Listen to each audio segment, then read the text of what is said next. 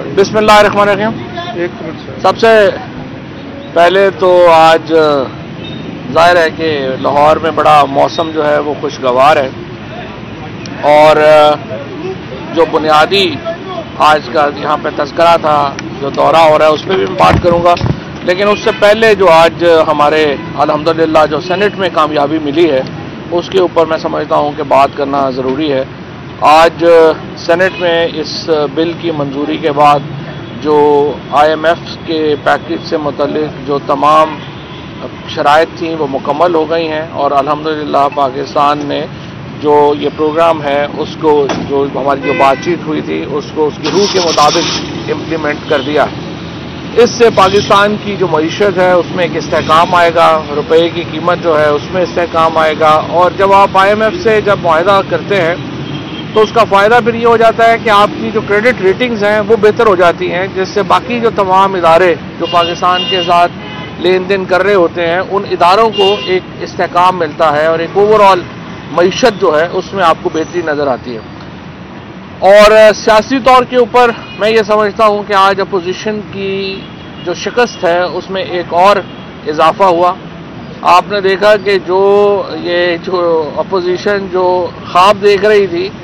کہ ہم قومی اسمبلی میں عدم اعتماد لے کے آنے کا، ان کو یہ پتہ چلا ہے کہ یہ خواب ان کے اس ایوان میں بھی پورے نہیں ہوئے جہاں پہ ان کو نام نہاد اکثریت حاصل ہے۔ سینٹ میں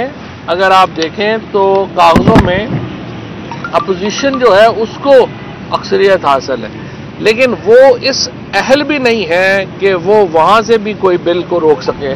تو جن کا میں نے اسی لیے اس دن پہلے ہی کہا تھا کہ نہ تیر چلے گا نہ تلوار ان سے، یہ بازو میرے آزمائے ہوئے ہیں۔ ان بیچاروں کا صرف یہ دو چار اگر میڈیا جو ہے ان کو لفٹ نہ کرائے تو ان کی ویسے کوئی پالیسی نہیں ہے، نہ ہی ان کی کوئی پالیسی ہے، نہ ہی ان کی کوئی سیاست ہے، اور بغیر کسی اسکیم کے، بغیر کسی اپنے جو پاؤں ہیں، اپنے بازو جو ہیں، اگر آپ ان کے اوپر اپنی سیاست نہ ترتیب دے سکے تو پھر یہی ہوتا ہے جو اپوزیشن کے ساتھ ہوا ہے۔ اس بری شکست کے بعد مجھے امید ہے کہ اب وہ سکون سے ہوں گے اور کچھ دن جو ہیں وہ اچھے نکل جائیں گے، کیونکہ ان کو روز ذرا اچکل ہو رہی تھی کہ پتہ نہیں ہم نے کیا پاکستان کی سیاست میں ہنگامہ کھڑا کر دینا ہے، لیکن آج کی شکست نے ان کی جو سیاسی تباہی ہے اور ان کا جو سیاسی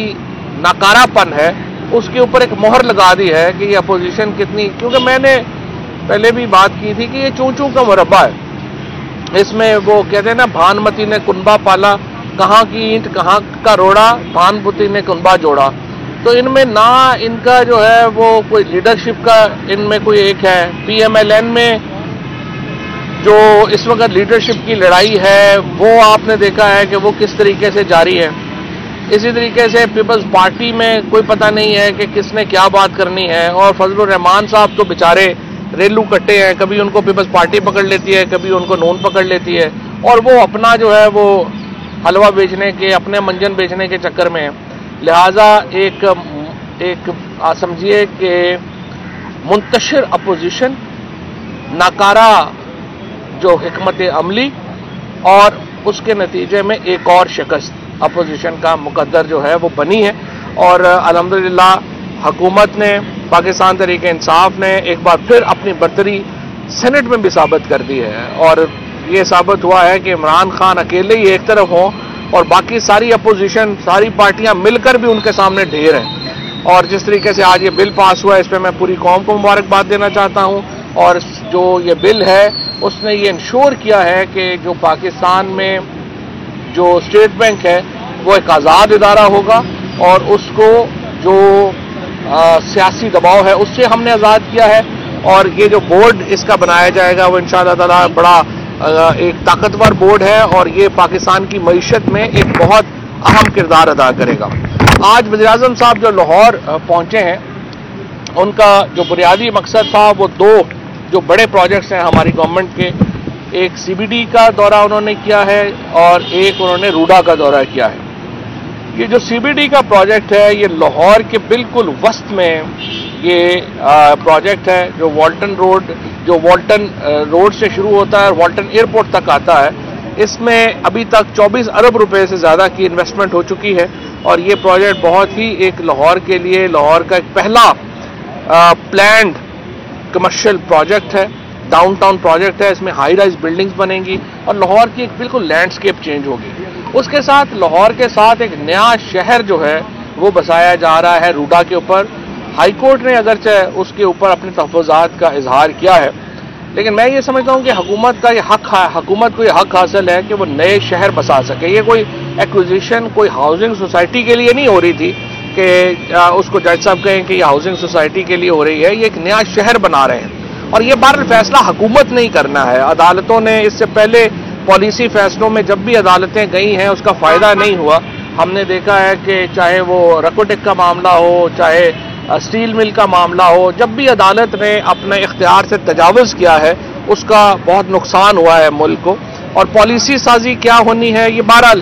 یہ ایگزیکٹو کا اختیار ہے اور پارلیمان کا اختیار ہے، اور دوسرا یہ کہ عدالتوں کو جو بہرحال یہ بھی ہے کہ جو پارلیمنٹ کا اختیار ہے وہ پارلیمنٹ کے پاس رہنا چاہیے، جو ایگزیکٹو کا اختیار ہے وہ ایگزیکٹو کے پاس رہنا چاہیے، اور جو جوڈیشری کا اختیار ہے وہ جوڈیشری کے پاس رہنا چاہیے۔ اور اسی لیے آج جو پنجاب گورنمنٹ ہے اس نے یہ اپیل فائل کر دی ہے ہائی کورٹ کے فیصلے کے خلاف سپریم کورٹ میں، اور انشاءاللہ ہمیں پوری امید ہے کہ جو کمیاں کوتاہیاں یہاں پہ کیس پریزنٹ کرنے میں رہ گئیں وہ سپریم کورٹ میں ہم پیش کریں گے، اور اس کے نتیجے میں یہ ایک عظیم الشان جو نیا شہر ہے جو 1,02,000 ایکڑ کے اوپر لاہور کے ساتھ بن رہا ہے، لاہور اور شیخوپورہ کے درمیان، اس سے ایک پورا جو سمجھیے کہ سینٹرل پنجاب کو بہت اس میں فائدہ ہوگا، اور اس میں بھی اربوں ڈالر کی انویسٹمنٹ ہے جو کہ بین الاقوامی انویسٹمنٹس ہیں جو کہ پاکستان میں آنی ہے، اور ہم چاہتے ہیں کہ یہ دورہ جو ہے یہ جو شہر ہے یہ اپنے وقت کے اوپر بنے، یہ جو اسکیم ہے اپنے وقت کے اوپر مکمل ہو، اور یہ بہت ہی اہم ہے کہ ہم اس کو جو ہے وہ مکمل کریں۔ اور مجھے امید ہے کہ جو ہمارے پالیسی ڈیسیجنز ہیں یا میجر ڈیسیجنز ہیں عدالتیں ان میں بہت قانون کو احتیاط بھی برتیں اور احتیاط سے چلائیں بھی، کیونکہ یہ پبلک انٹرسٹ کے معاملات ہیں، اور پبلک انٹرسٹ جو ہے اس کو پارلیمنٹ اور ایگزیکٹو جو ہے اس کا جو اختیار ہے اس کے مطابق ہی استعمال جو ہے وہ ہونا چاہیے۔ شکریہ جی۔ اچھا فواد، یہ نئے پاکستان کا جو خان صاحب کا خواب تھا وہ دو لوگوں کی بنا پر بہت زیادہ دیکھا عوام نے، ایک اسد عمر کے لیے اور ایک شہزاد اکبر کے لیے۔ اسد عمر جب گورنمنٹ آتی ہے 6 سے 7 ماہ بعد ہی ہٹا دیے جاتے ہیں، اور اب شہزاد اکبر کو 3.5 سال بعد۔ تو آپ سمجھتے ہیں کہ وہ جو بیانیہ ہے وہ ختم ہو گیا ہے یا کیا آپ سمجھتے ہیں؟ نئے پاکستان کا خواب جو ہے وہ شخصیات کے اوپر مبنی نہیں ہے، نئے پاکستان کا خواب ان خوابوں کے اوپر ہے جو پاکستان کے لوگوں نے دیکھے ہیں، اور پاکستان کے لوگوں نے عمران خان کو ان خوابوں کی تعبیر کے لیے چنا ہے۔ اور میں یہ سمجھتا ہوں کہ یہ جو خواب ہیں، یہ جو ہمارا ایک لائے عمل ہے، یہ شخصیات سے بڑھ کر ہے، اور انشاءاللہ وزیر اعظم عمران خان کی قیادت میں جو نیا پاکستان بنانے کی طرف ہم چلے ہیں وہ انشاءاللہ ضرور پورا ہوگا۔ ابھی بھی میں سمجھتا ہوں کہ جس طریقے سے جو پاکستان میں اصلاحات آئیں، پہلی بار پاکستان میں ٹاپ لیول کے اوپر، ابھی آپ ٹرانسپیرنسی انٹرنیشنل کی بھی رپورٹ دیکھیں، پہلی بار پاکستان میں جو پرائم منسٹر اور کیبنٹ لیول کے اوپر جو ایسی گورنمنٹ جس کے اوپر کوئی کرپشن کا الزام نہیں لگا، کوئی اسکینڈل نہیں آیا، پہلی بار ایک طویل عرصے کے بعد پاکستان میں ایسی حکومت آئی، اور اس میں ہی ہم نے جو پالیسیز لائے ہیں اس نے گیم چینج کر دی ہے پاکستان کے لیے، اور پاکستان پہلی بار اپنے پاؤں کے اوپر کھڑا ہو رہا ہے۔ یہ بتائیے گا کہ مسلم لیگ کاف جو ہے آپ کی اتحادی جماعت وہ پریس ریلیزز کے ذریعے کتنی تنقید کرتی ہے آپ لوگوں کے اوپر، پالیسیز کے اوپر، حالانکہ ان کے لوگ گزرا بھی ہیں، باقی بھی شیئر ہولڈر ہیں وہ گورنمنٹ کے اندر، اتنی تو میڈیا بھی تنقید نہیں کرتا، تو کیا وجہ ہے کہ وہ آپ سے ڈائریکٹ بات کیوں نہیں کرتے بجائے اس کے کہ میڈیا کا سہارا کیوں لیتے ہیں؟ چلو پی ایم ایل کیو سے پوچھیں کہ وہ پریس ریلیز کے بجائے بات کیوں نہیں کرتے۔ شیخ صاحب یہ کہ آج جو سرحد میں بل پاس ہوا کہ اس میں یوسف رضا گیلانی جو ہے انہوں نے